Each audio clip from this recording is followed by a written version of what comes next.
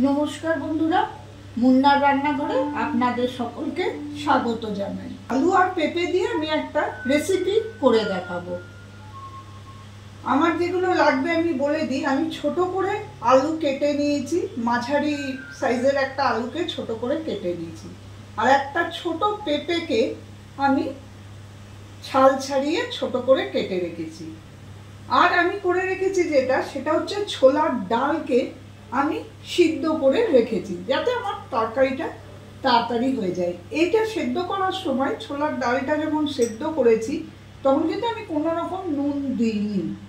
আর নুন, হলুদ, মিষ্টি, তেল আর জিরে ফোড়ন লাগবে, আর আমার কিছুই লাগবে না।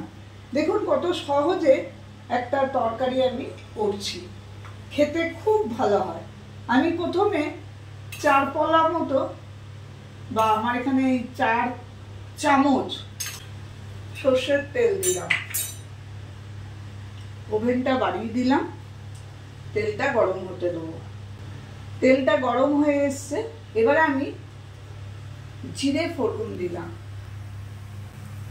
ফোড়নটা একটু হতে দেবো।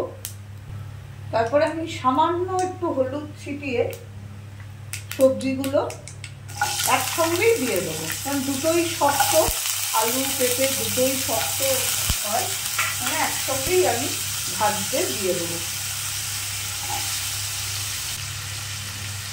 এবারে আমি ওভেনটা বাড়ানো অবস্থাতে কিছুক্ষণ এটা ভালো করে কষিয়ে নেব। এভাবে আমি কমিয়ে বাড়িয়ে ভালো করে আলু আর পেঁপেটাকে ভেজে নিচ্ছি।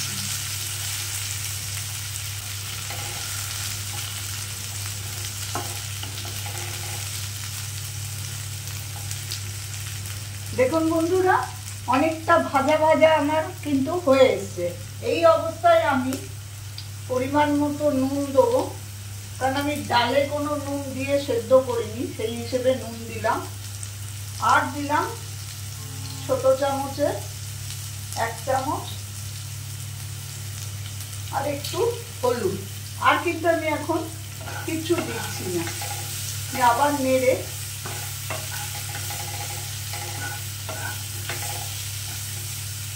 একটুখানি ঢাকা দিয়ে দেবো এই অবস্থায়, আর গ্যাস ওভেনটা একটু কমিয়ে দেবো। দেখুন বন্ধুরা, আমি কিন্তু ঢাকা দিয়ে কমিয়ে বাড়িয়ে সুন্দর করে আলু পেঁপেটা কষছি, কারণ না হলে পেঁপে একটু শক্ত হয়, সেদ্ধ হতে দেরি হবে। তো নুন হলুদ যখন আমার দেওয়াই হয়ে গেছে, আমি আর কিছু করব না। এটা আমি কোনো রকম মশলা দেবো না। আমি এবারে এর মধ্যে জল দিয়ে দিচ্ছি।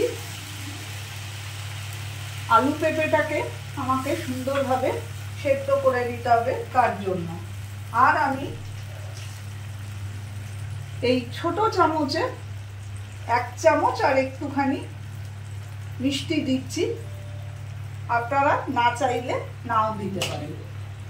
নিয়ে ফুটে গেলে আমি আবার ঢাকা দিয়ে এটা কমিয়ে দিয়ে 10 মিনিটের জন্য এটা হতে দেবো। 10 মিনিট পর আমি ফিরে আসছি। আমি প্রায় 12 মিনিট 13 মিনিট পর এসছি।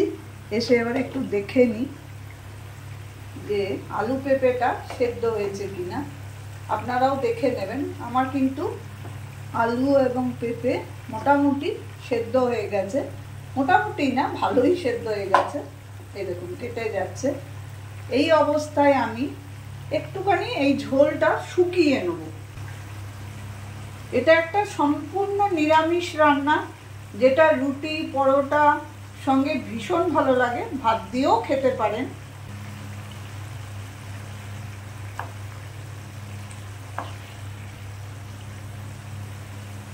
এই অবস্থায় যখন ঝোলটা একটু মুড়ে আসবে, তখন আমি এর মধ্যে ছোলার ডালটা, যেটা সেদ্ধ করে আগে থেকে রেখেছি, সেইটা মিশিয়ে দেবো। দেওয়ার পর ভালো করে তরকারিটার সঙ্গে এটা মিশিয়ে আমি আরেকটুখানি গ্যাসটা বাড়িয়ে ঢাকা দিয়ে রেখে দেবো, ঝোলটা যাতে পুরোপুরি শুকিয়ে যায়। মিনিট 5 আরও আমি ঢাকা দিয়ে রাখছি।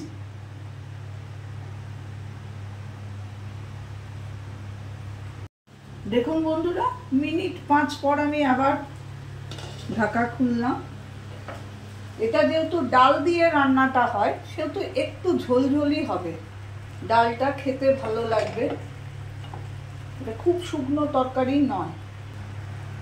এবারে আমি যেটা করব, যে আমি এই ছোট চামচের 1 চামচ ঘি খালি এই শেষের দিকে যখন রান্নাটা, মানে এই সময় আমি একটু ঘি এর মধ্যে দিয়ে দেবো, দিয়ে আরেকটু ফুটিয়ে নেব।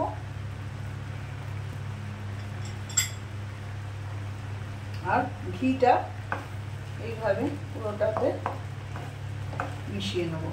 ছোলার ডালটা এমনভাবে সেদ্ধ করবেন যেন এরকম একটুখানি খুব গলে না যায়, তাহলে কিন্তু তরকারিটা খেতে অত ভালো লাগবে না।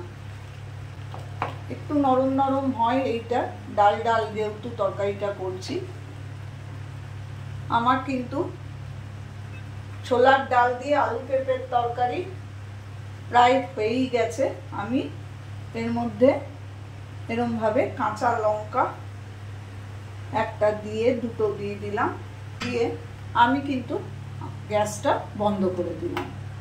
এবারে আমি এটাকে সার্ভ করে দিচ্ছি।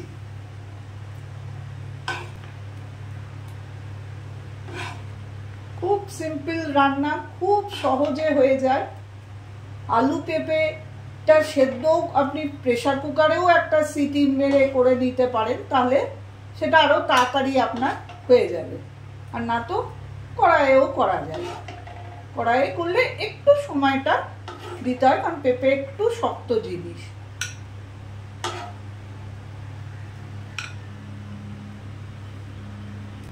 দেখুন বন্ধুরা, আমার কিন্তু পেঁপে দিয়ে ছোলার ডাল রান্নাটা কমপ্লিট হয়ে গেছে।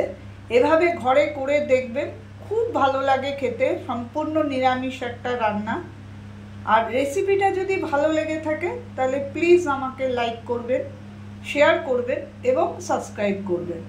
আমি হাজিরা দেবো আবার অন্য কোনো দিন অন্য কোনো রেসিপি নিয়ে।